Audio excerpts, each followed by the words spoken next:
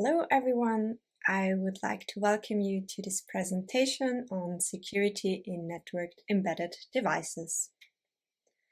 First of all, I would like to introduce myself. My name is Judith Meisterhans. I achieved a Bachelor in Computer Science from the University of Applied Sciences in August 2020. The focus of my studies included microcomputer systems, IoT, system-on-chip design, and various programming courses.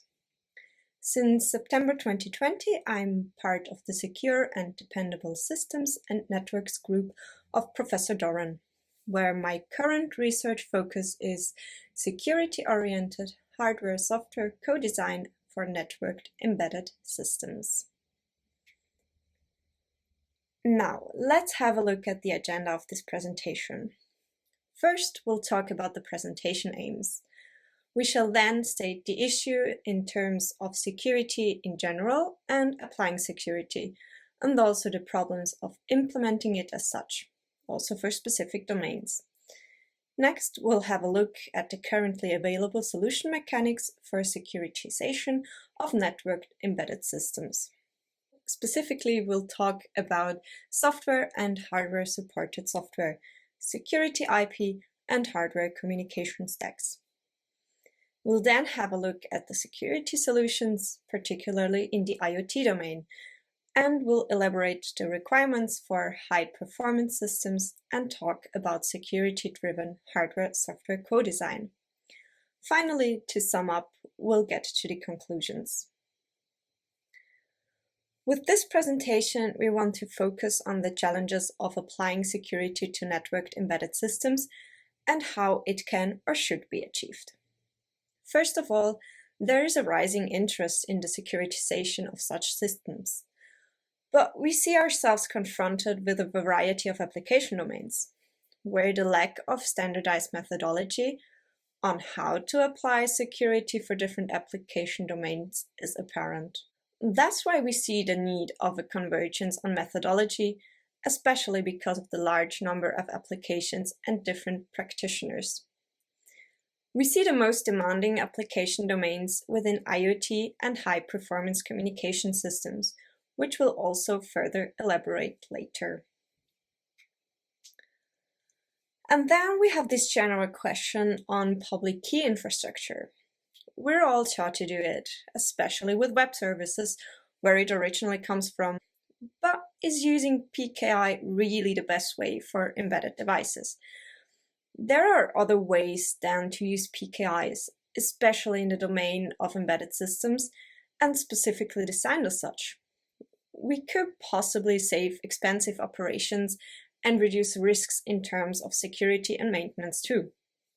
One example could be what happens when your root certificate is not valid anymore. So the question is, why aren't we using these other tools? It could be, for instance, the lack of knowledge in terms of applying security designed for embedded systems.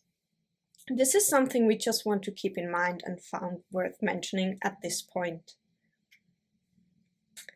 So, what exactly are the issues with security and applying security to networked embedded devices? In recent events, it became clear that the infrastructure is extremely vulnerable. The attacks on waterworks, railway systems, and so on are increasing with time. This leads to post-hoc integration of security, which by default is not easy to apply on an existing design where security was of no concern at all, well, at least at first. Security is a non-negligible expense in many ways. For starters, its computational complexity is very high. Secondly, security is expensive in developing and maintaining, and apparently nobody wants to pay for it. And last but not least, everybody wants security, but nobody wants to suffer the consequences and nobody wants to be responsible.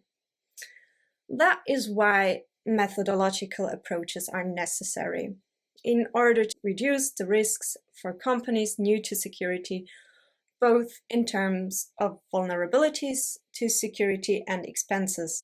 Applying such a methodological structure would therefore reduce these vulnerabilities and also the amount of costs spent on security for the average company. Now I'd like to talk about the problems of implementing security. During the securitization procedure, the so-called stride analysis can help to highlight vulnerabilities in IT security. In one particular real-time Ethernet communication protocol, naming Profinet, the analysis resulted in over 128 vulnerabilities. As Profinet is a conglomerate of multiple protocols and multiple layers, some knock-on vulnerabilities should be expected, but these were not examined during the analysis. During the design for security, an analysis methodology, for instance STPASEC, can be used. However, the methods are not well known, and there's also a lack of expertise on the manufacturer's side. Additionally, many applications are upgrades of devices that are already on the market. So what we actually need is a convergence to a generally accepted method.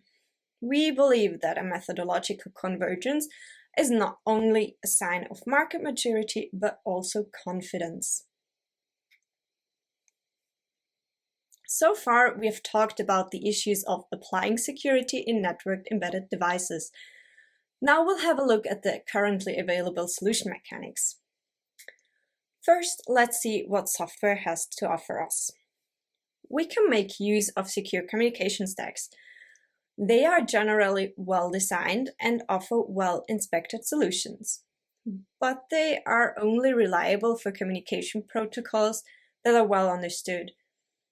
Further, in networked embedded systems, we often have 2 or more communication channels, which can be an additional challenge in terms of security.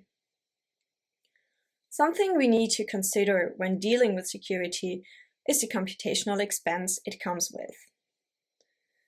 Often the cryptographic algorithms experience the same computational effort as many applications have themselves. Also, the processing time used up by the cryptographic algorithms cuts into the real-time budget.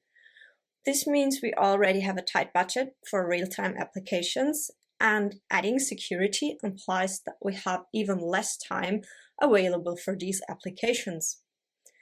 On the other hand, if we invest in more powerful CPUs, this would lead to more expensive supporting components needed within the systems. If we're deciding to go with a layered communication approach, even though it reduces the risks to the communication system, the payload could still be damaging and won't be filtered out, and therefore would affect the application itself. This was pure software. Now we'll talk about hardware-supported software, namely secure elements. What exactly are secure elements? They are small and cheap hardware chips that support very specific cryptographic operations, which are used for low-power processing systems, usually in IoT. They come with a limited functional scope and are connected to the CPU by a serial protocol. However, we must keep in mind that this protocol is not always secure. The latencies regarding the cryptographic encoding and decoding operations are about 2 milliseconds and more. So what's the advantage despite this rather high latency due to mostly data copying? In total, we have an acceleration thanks to the offloading of the cryptographic algorithms to the secure element, because otherwise the CPU would have to take care of the computationally expensive security-related operations. But in order to work properly, it requires software stack modifications. Another benefit of secure elements is that they can be easily ported to other platforms. A reason why is because we have no custom code, which I might have to maintain by myself. But with secure elements, the encoding itself happens on the integrated circuit, which means I don't have to worry about the low-level hardware communication, for instance. So far, secure elements show the best prospect for a methodological convergence to a universal security process due to their given characteristics. And yet again, we lack a well-defined security process when it comes to our customized application. For instance, when there are modifications to secure elements, such as firmware updates, interface modifications, etc., it might degrade the software and therefore the security is not guaranteed anymore. Security IPs can be used in the field of high-performance systems. IPs that are specially designed for FPGAs often come with very low latencies of tens of microseconds for the encrypt, respectively decrypt operations.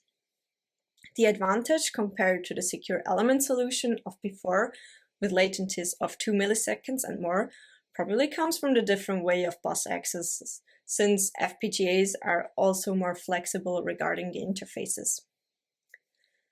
IPs are very efficient concerning the area with respect to performance ratios. But they also come with a price. They are extremely expensive due to the licensing conditions. IPs are meant to function as accelerators for the software, and it is in fact difficult to make the interface between hardware and FPGA secure. Also, the security of a cryptographic key in an FPGA is still an open issue. So is an entropy source for random number generation. Another solution for high-performance systems are hardware communication stacks, which is a hardware implementation of a UDP stack with DTLS integrated. It has a non-complex application interface that allows us to use drop-in solutions. But again, we have the same issues with expensive licensing conditions and with key storage and random number generators as with security IPs.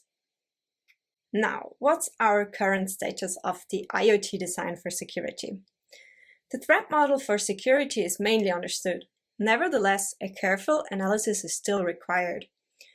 To achieve security in IoT, I have to follow the specification for secure application design, which includes a lifecycle analysis, a structured security integrated assessment of each, the application program flow, data flow, and power. Also, a structured assessment of the computational complexity is necessary, following a component specification and design according to the design rules, which is then concluded with verification and validation. Here we'd like to present a system case study for end-to-end security in an IoT setting, where we have a secure communication from A to B in a low-power threat environment. So this leaf node on the left side is connected to the application server, where the communication between the two of them is end-to-end encrypted. This implies that DTLS is necessary. DTLS is short for Datagram Transport Layer Security and is an encryption protocol for communication that's based on TLS. In short, it provides security for datagram-based applications. In contrast to TLS, DTLS can be transmitted via unreliable transport protocols such as UDP. Using our methodological approach to secure the networked embedded devices, as shown in the diagram before, we were able to achieve a significant improvement in both execution time and energy consumption. The optimization of the DTLS handshake performance using low-power CPU and secure elements finally led to a speedup of 266% as opposed to a pure software solution, which is not that bad. Now, let's have a closer look at this. In the first diagram, we see a DTLS reference measurement using AmberTLS, which is a well-known software library provided by Trusted Firmware and formerly by ARM. In the second diagram, the measurement results of the DTLS handshake executed by AmberTLS with support of a secure element are shown. The pure software solution on top has a rather long execution time of about 4.1 seconds, resulting also in high energy consumption. Whereas the support of the secure element reduces the execution time of the DTLS handshake to about 1.5 seconds. As a result, the fast execution also reduces the energy consumption of the entire leaf node, the one that we've seen before. by roughly a factor of 5. Yet that doesn't mean we have to pay this improvement with security. Contradictory. The overall security compared to the pure software solution has been even further increased. Now we're switching from IoT to another demanding application domain, the high-performance systems, and we'll talk about security-driven hardware-software co-design. What are the requirements for such a high-performance system? First of all, we need low latency for the cryptographic handling. Second, the maintainability must be guaranteed over lifetimes and also product ranges. Last, we want well-inspected and proven-in-use communication stacks, where open-source stacks often is the choice. What we are currently developing is the security-driven hardware-software co-design. The meaning of this has changed over the years. In terms of security-driven hardware-software co-design, we interpret it as a system that has been specified security-driven, which we then take, analyze, and partition into hardware and software parts. Which means that the security-driven specification results in executable code, where the code architecture actually drives the hardware implementation. So where do we see the interest in this approach? One main advantage is that the solution can be securely partitioned into hardware and software. The crypto engines do not need to be defined as single blocks. They can be split into small functional units exactly where necessary and useful. We can guarantee the equivalence regarding functionality and security for a hardware-software implementation against a pure software implementation with our differential test environment. Additionally, we have defined and securable interfaces, and we only have to apply minimal changes to the originally security-aware designed application. Now, what are the known unknowns? Sometimes the complexity of the source code prevents us from using available code tools without much additional effort. Here we're mainly talking about a C implementation that is transcompiled into a registered transfer level design in a hardware description language, which is then further synthesized. Another potential challenge lies within the complexity of available software for cryptographic algorithms. These are usually highly optimized for software and are therefore not that easily translated to hardware, respectively cannot be synthesized without further effort. Finally, secure elements for key storage and random number generation might still be necessary in high security applications. Before, I've mentioned our differential test environment used for testing security equivalence. Now, what exactly is differential testing? When applied, it ensures the equivalency of two different implementations that share the same functionality. In our case, it compares the reactions of implementations under the same security attacks. What we can see in this diagram is the design of the differential testing. We start on the left with our test database, where we have a set of test stimuli that will be sent by the test agent to each of the implementations. On top, we have our golden implementation, which we consider correct and secure. On bottom, we have the device under equivalence test. Note that these two implementations can be either software or platform specific. In our situation of the security-driven hardware-software co-design, we use, for instance, Ember TLS as golden implementation and test our hardware-software co-design implementation against it, since they both have to behave in the same way. Then the equivalence checker provides the results of the comparison between the two implementations and finally writes them into the test database. We can use our methodological approach to secure the networked embedded devices, for instance, for the optimization of a TLS handshake. Considering the tough limits for a fast startup, we would greatly benefit from a speedup that can be achieved with our approach. On the left, we have a diagram that shows us measurements of a TLS handshake on a constrained device using the differential testing module described previously. namely the golden implementation with Embed TLS. Clearly, 2 seconds is way too slow for fast startup. What we actually want to achieve is something we see on the right, with about 27 milliseconds for a total TLS handshake. This in turn is used as a reference module for what's under development.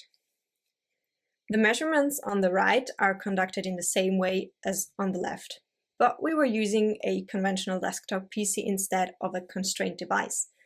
Therefore, these measurements shall serve as a threshold for our constrained device with the hardware-software co-design. So what conclusions can we draw so far? In the industrial sector, we can profit from the IT security processes. But depending on the application domain, specific security processes still have to be developed. The methodologies differ across each application domain. For instance, in IoT systems, we require power-conserving solutions and therefore cannot use computationally expensive operations without further considerations. In high-performance embedded systems, however, we require low-latency optimized solutions that are maintainable for a longer period of time. So concluding, we require innovative methodological approaches to secure the networked embedded devices used in different application domains. And now we've come to the end of this presentation. I hope you have enjoyed it, and I'm happy to answer your questions either now or later by email. Thank you.